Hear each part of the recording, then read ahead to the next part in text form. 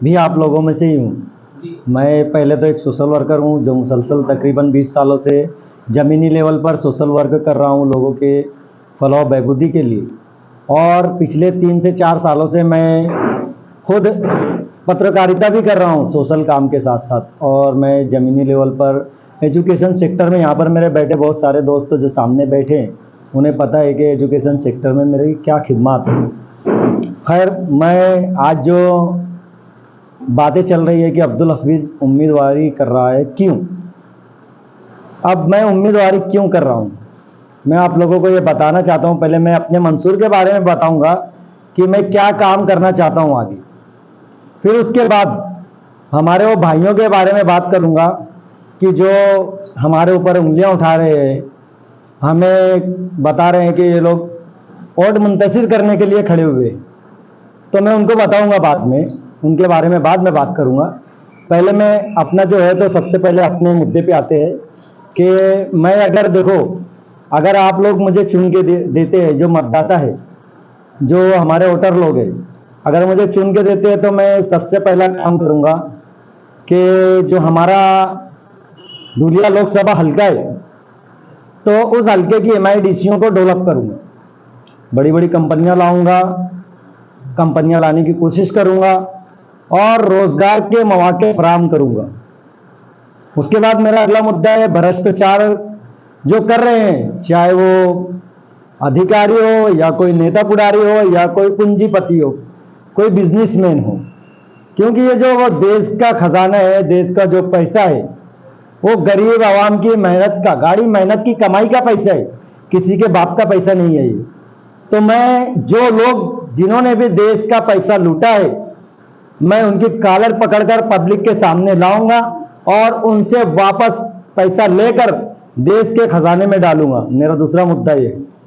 मेरा तीसरा मुद्दा ये है कि जो हमारा एक काम पेंडिंग है, धुलिया मनमाड़ इंदौर रेलवे लाइन का, तो ये रेलवे लाइन धुलिया मनमाड़ और इंदौर नहीं होगी। ये रेलवे लाइन इंशाअल्लाह, मैं अगर बैठता हूं, मैं अगर मनसबे इक्तदार आता हूं, मैं कुर्सी पर बैठता हूं, तो मैं ये जो मुद्दा होगा मेरा, तो वो मालेगांव उसमें ऐड होगा। धुलिया, मालेगांव, मनमाड़ और इंदौर होगा वो। इंशाल्लाह मैं कोशिश करूंगा ये भी। उसके अलावा जो है, तो अपने जो लोकसभा हल्के में जो गौर गरीब लोग हैं, तो गवर्नमेंट की स्कीम के जरिए मैं उनको घर फराहम करूंगा और ढूंढ ढूंढ कर गरीबों को घर दूंगा इंशाअल्लाह। उसके अलावा हर अपने हल्के के लोगों को मैं समची तवानाई के जरिए, जिसको हम सूर्य ऊर्जा बोलते हैं, मैं इंशाअल्लाह बिजली उनको मुफ्त देने का ये भी मेरा प्लान है। सिर्फ बात इतनी है कि मतदाता मुझे एक बार मौका दे।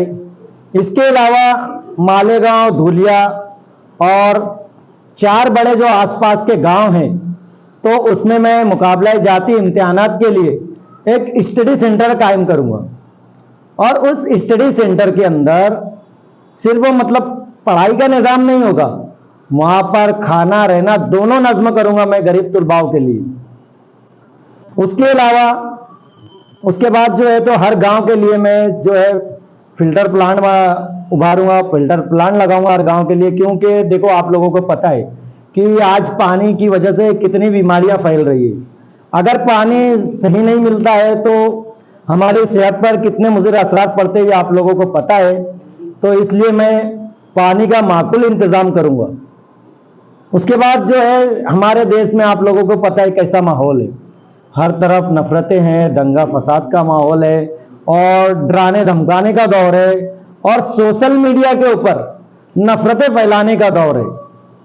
आज सोशल मीडिया के ऊपर आप जब भी हम लोग देखते हैं, ट्विटर खोलते हैं, फेसबुक खोलते हैं, तो कुछ ऐसे नफरत फैलाने वाले जो चिंटू लोग हैं, तो वो हमेशा किसी न किसी समाज को लेकर उल्टी सीधी कमेंट, उल्टी सीधी बातें करते हैं। तो ऐसे लोगों के ऊपर लगाम लगाने के लिए एक खास कायदा संसद में मंजूर कराऊंगा और उनके ऊपर एक मजबूत, एक ठोस कार्रवाई कराऊंगा इंशाअल्लाह। और जो तालीम याफ्ता लोग हैं, हमारे बेरोजगार है, तो उनके लिए कोशिश करूंगा तालीम याफ्ता लोगों के लिए नौकरी फराहम कराऊंगा इंशाअल्लाह मैं।